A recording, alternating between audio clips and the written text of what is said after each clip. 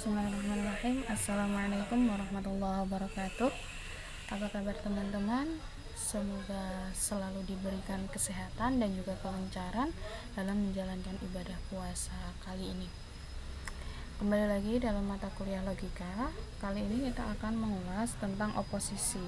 Jika sebelumnya kita sudah membahas tentang proposisi, maka oposisi ini merupakan bagian dari oposisi. Nah, jadi dalam pembahasan proposisi, oposisi ini menjadi salah satu bagiannya. Kita langsung saja masuk pada materi. Definisi terlebih dahulu. Dalam Kamus Besar Bahasa Indonesia, oposisi disebutkan sebagai pertentangan antara dua unsur bahasa. Ya, tujuannya adalah memperlihatkan perbedaan arti. Jadi dua unsur bahasa disebutkan atau dituliskan secara bersama-sama. Dari kedua unsur bahasa tersebut nantinya akan dijumpai perbedaannya apa. Kemudian menurut Mondiri, oposisi dapat dinyatakan sebagai dua pernyataan yang berlawanan dalam upaya menginformasikan permasalahan yang sama. Jadi ada permasalahan yang sama namun disajikan dalam dua pernyataan atau dua proposisi.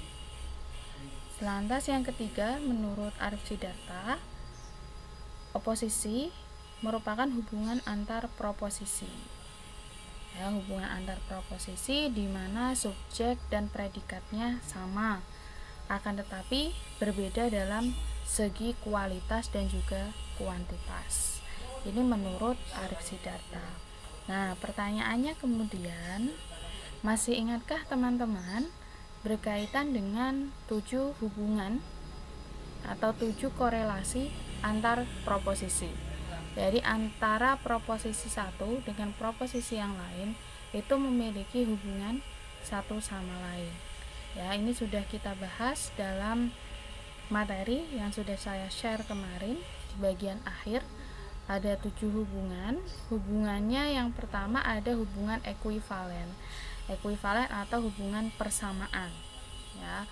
Kemudian ada hubungan bebas. Hubungan bebas ini sebenarnya bukan sebuah hubungan, ya, karena kedua proposisinya sebenarnya tidak ada hubungan, ya. Jadi tidak ada ikatan antara kedua proposisi yang ada. Sementara untuk keempat atau bisa disebut 5 yang lain itu termasuk dalam oposisi yang kita bahas kali ini.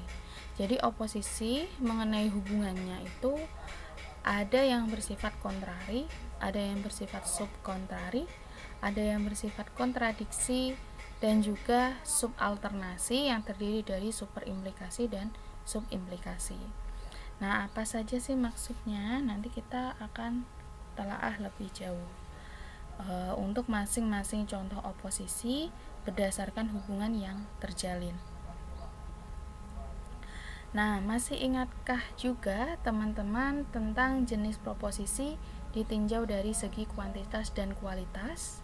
Ya, kalau masih ingat dari segi kuantitas, proposisi itu terbagi menjadi proposisi universal dan juga proposisi partikular. Proposisi universal biasa ditandai dengan semua, seluruh, ya. Sementara untuk partikular ditandai dengan beberapa, sebagian, dan lain sebagainya, yang menunjukkan part atau bagian dari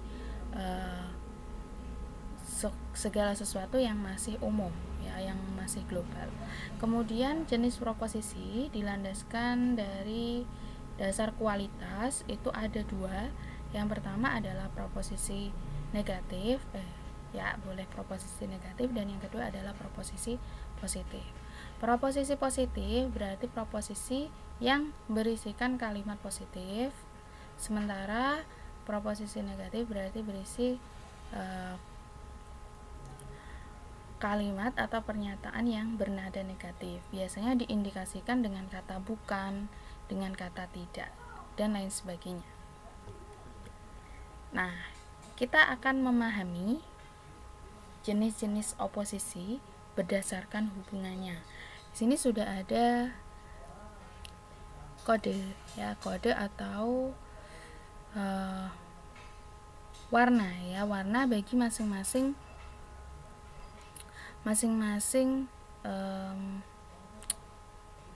jabatan ya, jabatan sebuah kata dalam kalimat.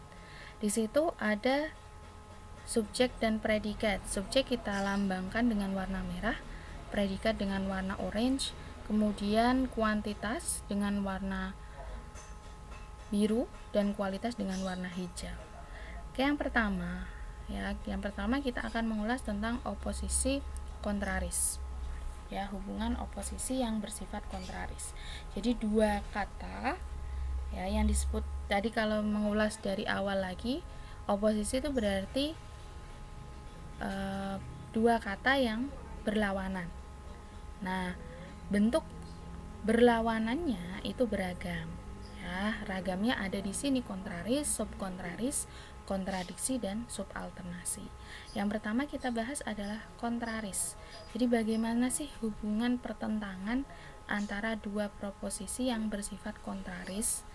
Nah, ternyata karakteristiknya itu subjek dan predikatnya sama ya antara dua proposisi, kemudian kuantitasnya juga sama, namun kualitasnya yang berbeda. Sebagai contoh di situ semua siswa lulus untuk proposisi pertama. Proposisi kedua, semua siswa tidak lulus. Nah, untuk yang pertama berarti kualitasnya adalah positif, sementara proposisi kedua ditandai dengan kata tidak atau negasi, berarti menunjukkan kualitas yang negatif. Oke, itu karakteristik untuk hubungan oposisi yang bersifat kontraris. Selanjutnya adalah hubungan oposisi yang bersifat subkontraris. Di sini hampir sama dengan yang pertama, kontraris, akan tetapi kuantitasnya yang berbeda. Kalau yang sebelumnya kuantitasnya adalah bersifat universal, yang kedua ini bersifat partikular.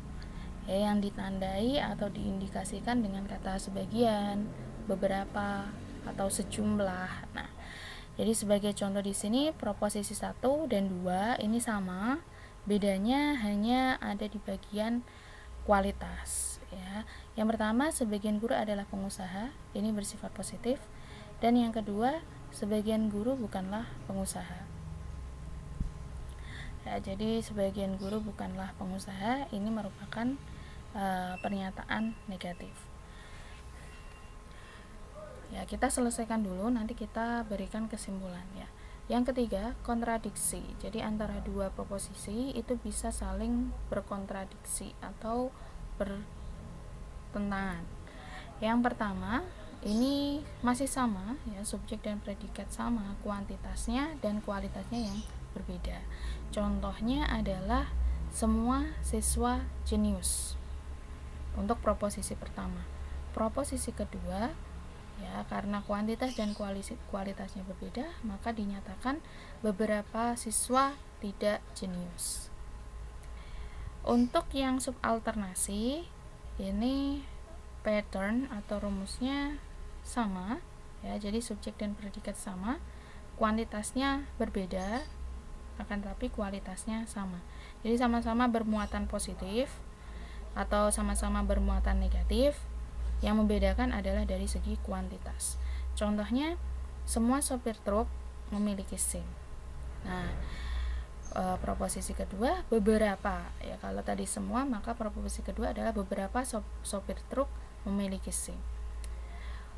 Kemudian subalternasi ini terbagi menjadi dua, ada yang superimplikasi dan subimplikasi. Bedanya antara superimplikasi dan subimplikasi adalah cara peninjauannya. Kalau superimplikasi berarti ditinjau ya, cara menarik kesimpulannya ditinjau dari perspektif universal, sementara subimplikasi ditinjau dari perspektif partikular. Jadi kalau disimpulkan dari universal dulu berarti superimplikasi, kalau dari partikular maka disebut dengan subimplikasi.